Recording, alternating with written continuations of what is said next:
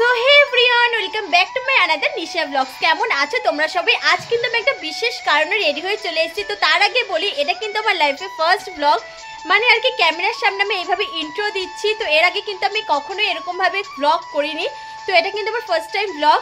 তো জানি না কতটা কি করতে পারবো, আদৌ কিন্তু আমি পুরোটা শেষ করতে পারবো কি না আমি জানি না, বাট যাই হোক আমি শুরু করেই দিয়েছি। তো কতটা কি করতে পারি তোমরা আশা করি পুরোটাই দেখতে পাবে। তো যাই হোক, আজকে আমি পুরোপুরি রেডি হয়ে গেছি আর আমি কিন্তু যাচ্ছি একটা ঘড়ি কাটাতে দোকান থেকে। তো ঘড়িটা কিন্তু আমি রিসেন্টলি দোকান থেকে কিনে এনেছি, বাট কাটিয়ে আনতে ভুলে গেছি। তো যাই হোক, ঘড়িটা তোমাদের সাথে আমি দেখাচ্ছি কীরকম কি হয়েছে, কিন্তু তোমরা আমাকে অবশ্যই কমেন্ট করে জানাবে কেমন লাগছে ঘড়িটা। তো চলো ঘড়িটা তোমাদেরকে দেখাই। তো এই যে ঘড়িটা, জানি না তোমরা ক্যামেরাতে কতটা বুঝতে পারছো, বাট আমার কিন্তু এটা খুবই পছন্দ হয়েছে, তাই কিন্তু আমি এটা নিয়ে চলে এসেছি ওর জন্য। আর ঘড়িটা নেওয়ার কিন্তু একটা বিশেষ কারণ রয়েছে, আমার বোনের সামনে মাধ্যমিক পরীক্ষা। তো ঘড়িটা কিন্তু প্রচণ্ড ইম্পর্টেন্ট, তো এই কারণে ঘড়িটা আসলে নেওয়া। তো কেমন হয়েছে তোমরা অবশ্যই জানাবে। তো যাই হোক, বেশি কথা বলবো না, অলরেডি অনেকটা লেট হয়ে গেছে। ওখানে গিয়ে ঘড়িটা কাটাতে হবে, ওখানে একটু টাইমের ব্যাপার আছে। তো চলো ভিডিওটা স্কিপ না করে কিন্তু তোমরা পুরোটা দেখতে থাকো।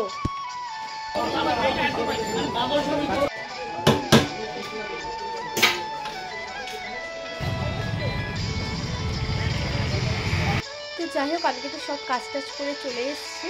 আর আমার হাতে কিন্তু ঘড়িটা কাটিয়েছি, কারণ আমার হাত আর বোনের হাত পুরোই সেম বলতে পারো, তাই আমার হাতে কাটিয়ে নিয়েছে ঘড়িটা।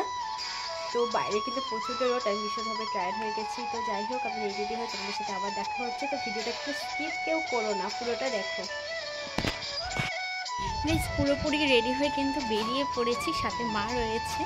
একটু লেট হয় তো দেখতেই পেলে আমি কিন্তু পুরোপুরিভাবে রেডি হয়ে বেরিয়ে পড়েছি, সাথে রয়েছে কিন্তু আমার মা। আমরা এখন স্কুটিটা নিয়ে যাব, ওখান থেকে স্কুটিটা গ্যারেজ করে দেন ওখান থেকে আমরা বাস ধরবো সোজা হাওড়া যাওয়ার জন্য। তো তারপর আমরা কিন্তু আমাদের বাস স্ট্যান্ডে চলে এসেছিলাম, সঙ্গে সঙ্গে আমরা একটা বাস পেয়ে গেছি। বাসটা কিন্তু অতিরিক্ত ভিড় ছিল, কিন্তু কিছুক্ষণ পরে ভিড়টা কমে গেছে। ফাইনালি আমি বসার সিটও কিন্তু আমি পেয়ে গেছি। সত্যি কথা বলতে আমার কিন্তু দাঁড়িয়ে দাঁড়িয়ে যেতে একদমই ভালো লাগে না, আমি একদমই দাঁড়াতে পারি না। তো আমি বসার জন্য সিট অল টাইম খুঁজতে থাকি। তো দেখো, আমি কিন্তু হাওড়ায় চলে এসেছি, আর হাওড়ায় কিন্তু মা চলে গেছে টিকিট কাটতে। তো বেশ কিছুক্ষণ এক জায়গায় দাঁড়িয়ে থাকার পর মায়ের কিন্তু টিকিট কাটা হয়ে গেছে। তো ফাইনালি আমরা উঠে পড়েছি ট্রেনে। আর ট্রেনটা কিন্তু ভালোই একটু ভিড় ছিল, কারণ আমরা বসার জায়গা একদমই পাইনি। আর ট্রেনে কিন্তু আমার দাঁড়িয়ে যেতে বেশ ভালোই লাগে। আর হ্যাঁ, আমি কিন্তু নামবো মাত্র কয়েকটা স্টেশন পর, যদিও খুব কম সময়ের ব্যাপার ছিল। আর সত্যি কথা বলতে ট্রেনের গেটের কাছে দাঁড়িয়ে যেতে কিন্তু আমার বেশ ভালোই লাগে। আর হ্যাঁ, কোথায় যাচ্ছি সেটাই কিন্তু তোমাদেরকে এখনো বলা হয়নি। আমি যাচ্ছি হিন্দমোটর স্টেশন। ট্রেন থেকে নেমে একটু বসে নিয়েছিলাম, কারণ ওখানে আমার মা কিনছে হেয়ার ব্যান্ড। একজন হেয়ার ব্যান্ড বিক্রি করতে এসেছিল, তো তার কাছ থেকে একটা হেয়ার ব্যান্ড নিয়েছে। দেখো কিরকম লাগছে, ওটাই আমি মাকে দেখাতে বলছিলাম। তো যাই হোক, চলো যাওয়া যাক।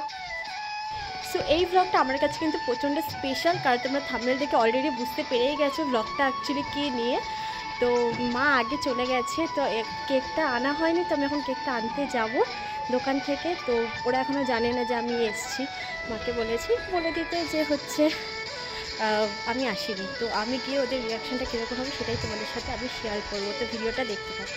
তো দেখো, কথা বলতে বলতে কিন্তু আমি কেকের দোকানে অলরেডি চলে এসেছি। মিয়ামোর থেকে আমি নিয়ে নিয়েছি একটা দারুণ কেক। এখানে কিন্তু আর অনেক রকমের কেকের ভ্যারাইটিস ছিল। কেকটা কেমন হয়েছে অবশ্যই জানিও। আমার কিন্তু কেক কেনা পুরোই কমপ্লিট। আমি কিন্তু প্রচুর এক্সাইটেড যে আমি গেলে ওদের রিয়াকশনটা কীরকম হয় সেটাই দেখার জন্য। আমি তো বললামই। তো চলো বেশি কথা না বলে আগে যাওয়া যাক। আর এই যে রাস্তাগুলো দেখছো, এই রাস্তাগুলো কিন্তু আমাদের ভীষণ ভীষণ ভীষণভাবে চেনা, কারণ প্রতিদিন আমরা এই রাস্তা দিয়ে স্কুল যেতাম। তো চলো গাইস, চলে এসেছি পুরোটা।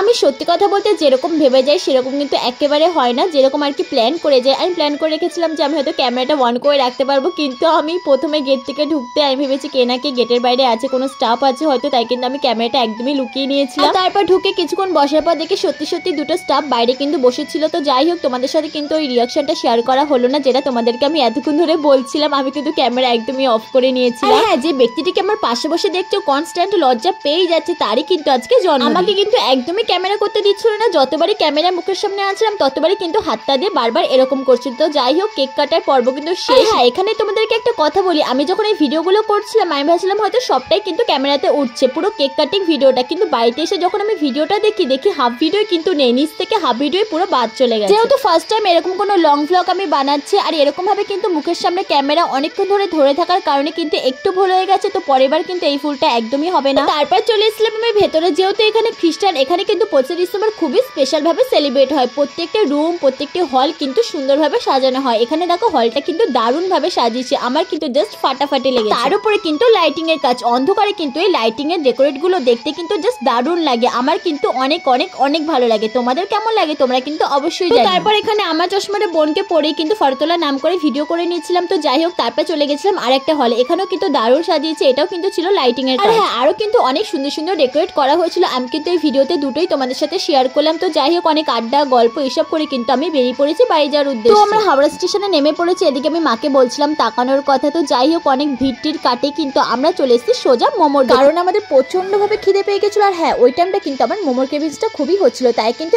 এক প্লাস্টিক মোমো নিয়ে আমরা চলে গেছিলাম বাসে। বাসটা কিন্তু পুরোপুরিভাবে ফাঁকা ছিল, যেহেতু আমরা হাওড়া থেকে উঠেছি তাই কিন্তু বাস ফাঁকা থাকাটাই স্বাভাবিক। এই কারণে আমরা মোমোটা নিয়ে চলে এসেছি বাসে, কারণ রাস্তায় দাঁড়িয়ে খাওয়ার থেকে কিন্তু বসে খাওয়া অনেক ভালো। স্যুপ, কাপের চাটনি, তার সাথে কিন্তু মোমোটা ভালো করে প্যাক করে দিয়েছে। তো চলো এবার খাওয়া যাক। আমার কিন্তু পার্সোনালি মোমো খেতে জাস্ট দারুণ লাগে, আর খিদের সময় কিন্তু পেয়ে গেছি মোমো। আমার কিন্তু বেশ ভালোই লাগছিল গরম গরম মোমো খেতে, তার মধ্যে কিন্তু ঠান্ডা ঠান্ডা ওয়েদার, সরি ওয়েদার না, উইন্টার সিজন, সব মিলে কিন্তু একটা দারুণ কম্বিনেশন। আর ঠান্ডার মধ্যে কিন্তু এই স্যুপটা খেতেও জাস্ট অসাধারণ লাগে। তো যাই হোক, আমি আর মা এদিকে গল্প করতে করতে আর বাইরের ভিউ দেখতে দেখতে মোমোটা খাচ্ছিলাম। বাসটা ভর্তি হতে হতে কিন্তু আমাদের খাওয়া দাওয়া পুরোপুরি কমপ্লিট। এদিকে কিন্তু বাসটা ছেড়ে দিয়েছে, দেখতে দেখতে কিন্তু বাড়ির কাছেই প্রায় চলে এসেছে। আর হ্যাঁ, মাঝখানে কিন্তু আমি একটু ঘুমিয়ে পড়েছিলাম, তাই কিন্তু এখন আমার একটু হাই উঠছে। তোমরা আমার চোখ মুখ দেখে অলরেডি বুঝতেই পেরে গেছে। তো যাই হোক, চলো বাস থেকে নেমে তোমাদের সাথে আবার দেখা হবে। আর হ্যাঁ, আজকের দিনের ভিডিওটা তোমাদের কাছে কেমন লাগলো তোমরা কিন্তু আমাকে অবশ্যই জানাবে। আমি কিন্তু অলরেডি বাস থেকে নেমে পড়েছি। আজকের ভিডিওটা আমি এখানেই এন্ড করলাম। ভালো লাগলে অবশ্যই সাবস্ক্রাইব করে দিও। বা